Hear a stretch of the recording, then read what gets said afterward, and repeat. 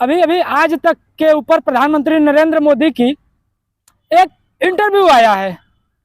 उस इंटरव्यू में मैं आपको बताना चाहता हूँ कैसा इंटरव्यू है, उस इंटरव्यू का क्या लेवल है और उस पत्रकार की क्या ओहदा है जो प्रधानमंत्री नरेंद्र मोदी का पटना में इंटरव्यू कर रहा था, और कैसा इंटरव्यू है, उसके कैसे क्वेश्चन है, उन क्वेश्चनों का जवाब मैं दे रहा हूँ। क्वेश्चन है कि इस चुनाव के केंद्र बिंदु में नरेंद्र मोदी नहीं है, नरेंद्र मोदी नहीं है, लोग हैं। मतलब प्रधानमंत्री नरेंद्र मोदी जी को ये पता चल गया है कि अब 24 में 400 पार नहीं, अब 24 में हम गेम से बाहर हैं।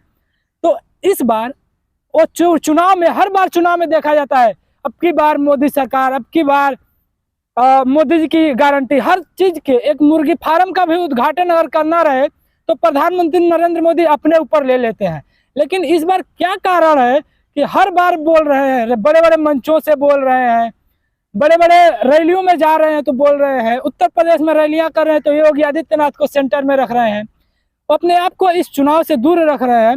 यह पूर्ण रूप से यह दर्शाता है कि इस बार के चुनाव में प्रधानमंत्री नरेंद्र मोदी जी बाहर हो गए हैं, इसलिए अपने ऊपर आरोप न लगे चुनाव से अलग रख रहे हैं, सेंटर में नहीं रख रहे हैं। दूसरा क्वेश्चन है कि 400 पार नारा नहीं हकीकत है। अब ऐसे पत्रकारों को मैं सैल्यूट करता हूं इस थर्ड क्वालिटी के घटिया लेवल के प्रश्न पूछने पर। 400 पार अगर हकीकत है तो आप अपने आप को सेंटर में क्यों नहीं रख रहे हैं? इनका दूसरा जो बात है, इनके पहले बात से मैच नहीं कर रही है। प्रधानमंत्री लेवल के आदमी हैं और इंटरव्यू दे रहे हैं, और इनकी दूसरी बात पहली बात से मैच नहीं कर रही है, अपने आप को सेंटर में नहीं रख रहे हैं और बोल रहे हैं कि 400 पार नारा नहीं हकीकत है। अच्छा, इनका एक और सवाल है, राहुल वायनाड से भाग गए। अरे मोदी जी क्यों झूठ बोल रहे हैं? इस देश का प्रधानमंत्री, इतना झूठा प्रधानमंत्री इतिहास में जो पढ़ेंगे, इतिहास में तो पढ़ा हूँ, इतना झूठा प्रधानमंत्री अटल बिहारी वाजपेयी से लेकर के मनमोहन सिंह से लेकर के जवाहरलाल नेहरू तक देखा जाए तो कोई नहीं था। बोल रहे हैं वायनाड से भाग गए, वायनाड से, जबकि राहुल गांधी चुनाव लड़ रहे हैं। प्रधानमंत्री जी, अगर हमारी वीडियो आपके तक पहुंच जाए तो ध्यान दे दीजिएगा, वायनाड से राहुल गांधी भागे नहीं है, वो 2 जगहों से चुनाव लड़ रहे हैं, रायबरेली से और वायनाड से। 3 बार चुनाव जीतने पर नेहरू जी की बराबरी कर लेंगे। इस कारण से कांग्रेस चाह रही है कि प्रधानमंत्री मोदी चुनाव न जीते, इंदिरा गांधी जी से आगे चले जाएंगे। अरे मोदी जी, आपको तो इतिहास में अपने आप को बहुत बड़ा दर्ज करना है, बहुत बड़ा नाम दर्ज करना है। शायद यही कारण रहा है कि राम जी को आप उंगली पकड़वाते हुए स्केच बनवाते हो, फोटो लगवाते हो, ऐसा कटआउट लगवाते हो, शेषनाग के आगे जा करके विष्णु का अवतार के रूप में आप अपने आप को फोटो खिंचवाते हो, अपने आप को भगवान घोषित करने की कोशिश करते हैं। लेकिन लोग ऐसे नहीं महान बनते हैं। अच्छा, आप नेहरू जी से बराबरी कर लेंगे तो नेहरू जी के चुनाव जीतने में बराबरी कर लेंगे, उनके इतना पढ़ाई में बराबरी क्यों नहीं करते हैं? बोल रहे हैं कि नेहरू जी की हम बराबरी कर लेंगे। नेहरू जी की बराबरी कैसे कर लेंगे आप? 3 बार चुनाव जीतने से नेहरू जी की बराबरी कर लेंगे? नेहरू जी कितने पढ़े लिखे थे उस समय, जिस समय भारत एक भुखमरी के कगार पे था, उस समय सत्ता संभाले और देश को कहां से कहां तक ले गए। लेकिन आप बोल रहे हैं कि हम नेहरू जी की बराबरी कर लेंगे। नेहरू जी उस समय यूएन का हेड बनने की हैसियत रखते थे।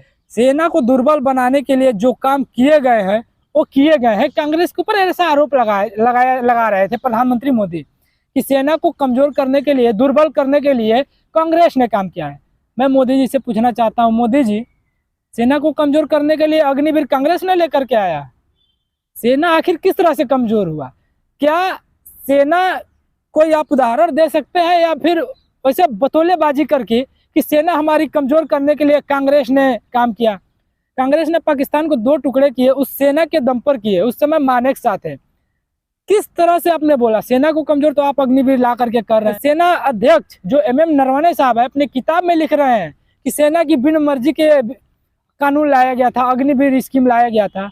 पटना में एक टीचर अपने स्टूडियो में खड़ा होकर के बोल लेता है कि अग्निवीर ला देना चाहिए, अग्निपथ ला देना चाहिए। आप अग्निपथ ला देते हैं। उनके PMO में बैठे जो लोग हैं उनसे मैं कहना चाहता हूँ, क्या आप लोगों के पास सोचने समझने की शक्ति है?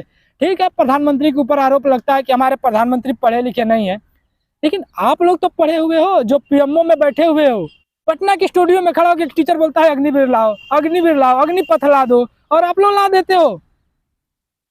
मतलब क्या है इस देश में?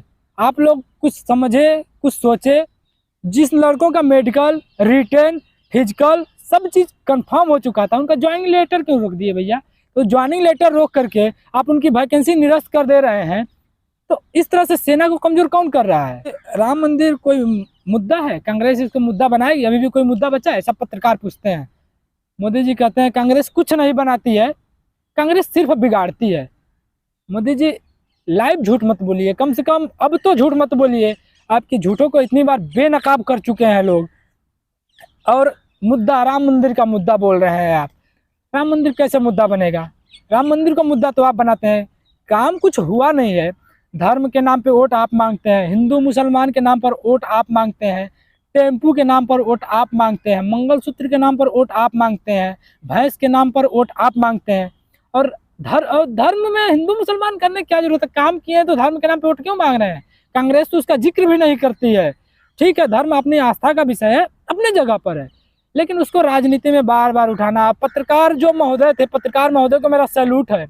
21 तोपों को सलामी दे करके श्रद्धांजलि अर्पित कर देना चाहिए ऐसे पत्रकारों को, जो ऐसे, अब पता नहीं उनके ऊपर, पत्रकार महोदय के ऊपर कोई दबाव था या अपने मन से स्वेच्छा से या चापलूसी में ये सारे सवाल पूछ रहे थे। जो सर्जिकल स्ट्राइक का मुद्दा इतने सालों से शांत पड़ा है, उस मुद्दा को पत्रकार महोदय उठा रहे हैं। क्या मजबूरी हो गई है? क्या आपके ऊपर कोई दबाव है?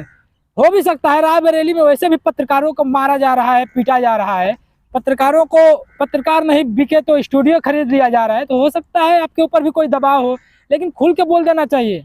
आपको देश के अन्य पत्रकारों से सीखना चाहिए। खुल के बोल दीजिए हमारे ऊपर दबाव है, हम इंटरव्यू नहीं कर पाएंगे, जान का खतरा है। अगला सवाल पत्रकार महोदय ने थोड़ा अच्छा पूछा कि संविधान बदलने की बात हो रही है 400 ला करके, तो मोदी जी जवाब देते हैं कि 2019 और 2024 बीजेपी के पास 400 सीटें थी ऑलरेडी।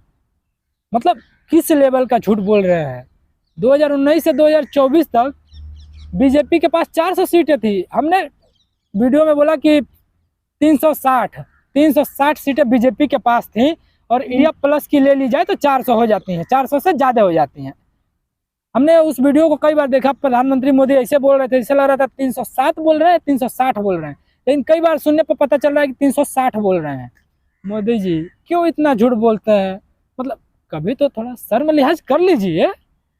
मैं मानता हूँ नहीं आता है, कभी कभी कर लीजिए महाराज, भारत है, इतना भी झूठ मत बोलिए।